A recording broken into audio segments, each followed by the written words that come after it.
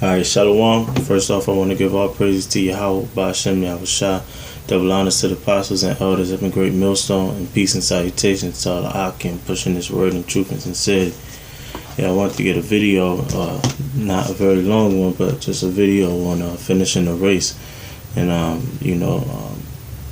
pretty much, when you decide that you're going to come and serve the Lord, you got to understand that once you cross that line, you in there, and there ain't no going back. And just want to harp on that point. We first start off in Romans 12:1, where it says, I beseech you, Salakia. Romans 12:1, I beseech you, therefore, brethren, by the mercies of the Most High, that you present your bodies a living sacrifice, wholly acceptable unto the Most High, which is your reasonable service. Right, now it says that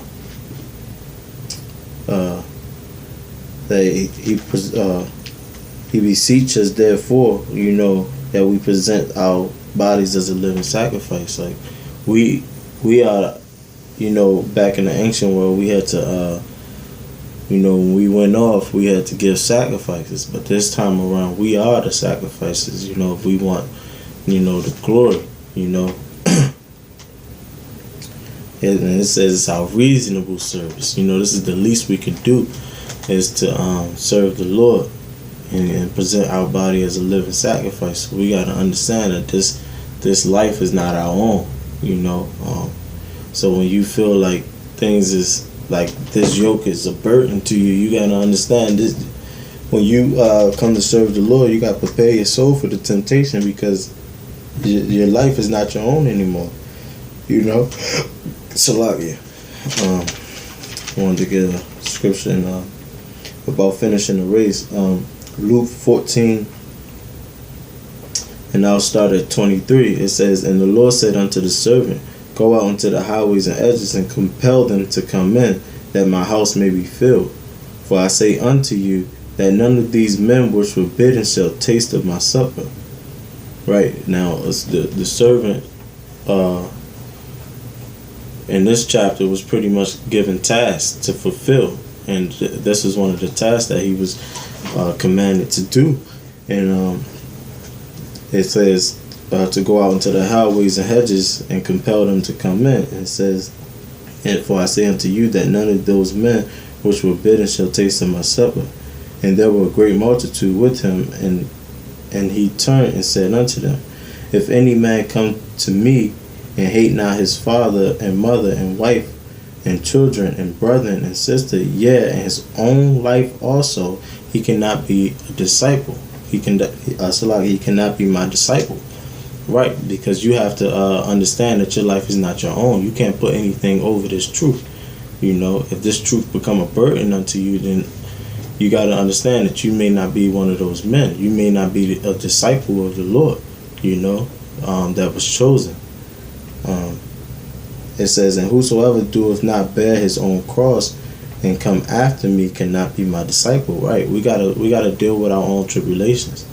We gotta deal with what comes to us, because when you come to serve the Lord, you gotta prepare your soul for temptation. So if you don't want to suffer and be patient, which patient means to suffer, if you don't want to suffer in this thing, then you're not a disciple of the Lord. It says, for which of you intending to build a tower sitteth not down first and counteth the cost, whether he has sufficient to finish it? Right. So you intended to build this, building this thing, where it said build a tower, and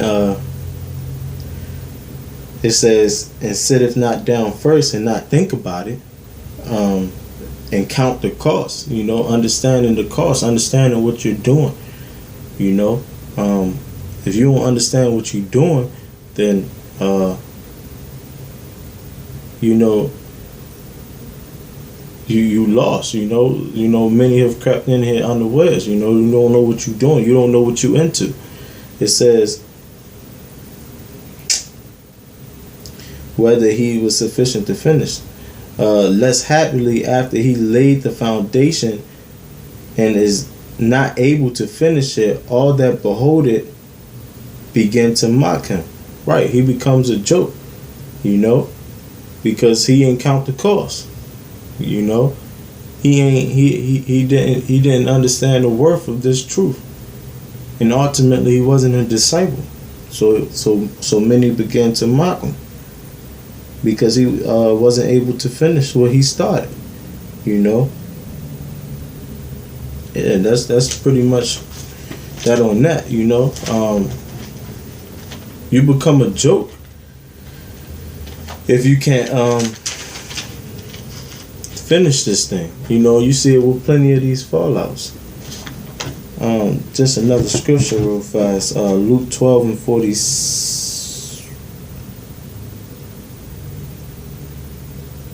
47, it says, "And that servant which knew his Lord's will and prepared not himself, neither did according to his will, shall be beaten with many stripes." Right, because it says, "And that servant which knew his Lord's will," who understand the basics of this truth, who understand who Yahweh Bashem Yahushua is,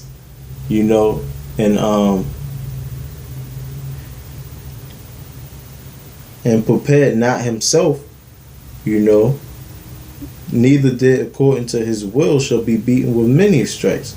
Right, because you're responsible for what you know. You can't just drop out whenever you want. You're going to be beaten with many stripes. And here's the flip side of that. "But he that knew not and did not commit things worthy of stripes shall be beaten with few stripes. For unto whomsoever much is given, of him shall be much required." Right, it says, "For unto whomsoever much is given, of him shall much be required." Right, you are responsible for what you know. So if a man didn't know, then he's not going to be held to that standard. Other than, so if you in this thing, you cross the line, it's best to just finish that race and fight through it and be patient. Just like Apostle Paul said, when he was writing that letter to Timothy. I'll try to get it. Let me see if I can find it.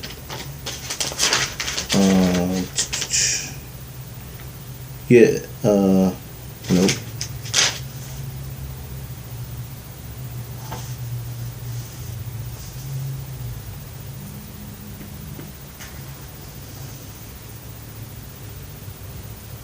Well, brothers know the scripture. I can't find it right now. I don't want to take time looking for it, but well, pretty much what he said, he fought the good fight of faith. We gotta fight that good fight. We gotta finish this race.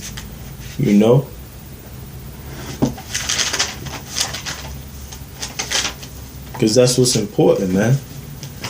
We can't let these demons, take our crown away from us.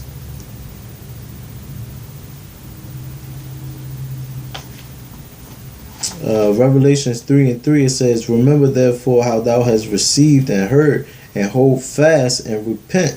Hold fast meaning hold tightly. We got to hold tightly onto this truth, man, onto this knowledge, man. We can't cross that line and decide to serve the Lord and then don't, and end up not serving him. And end up falling out because of some bullshit. It says, "Remember therefore how thou hast received and heard, and hold fast and repent. If thou shalt not watch, I will come unto thee as a thief, and thou shalt not know what hour I will come upon thee." Right, because you're going to be, if you decide not to be in this truth and finish what you started, then the Lord going to come unto you as a thief, and you ain't going to be ready. So pretty much, yeah, it's all about finishing the race, and fighting that good fight of faith and understanding that your life is not your own.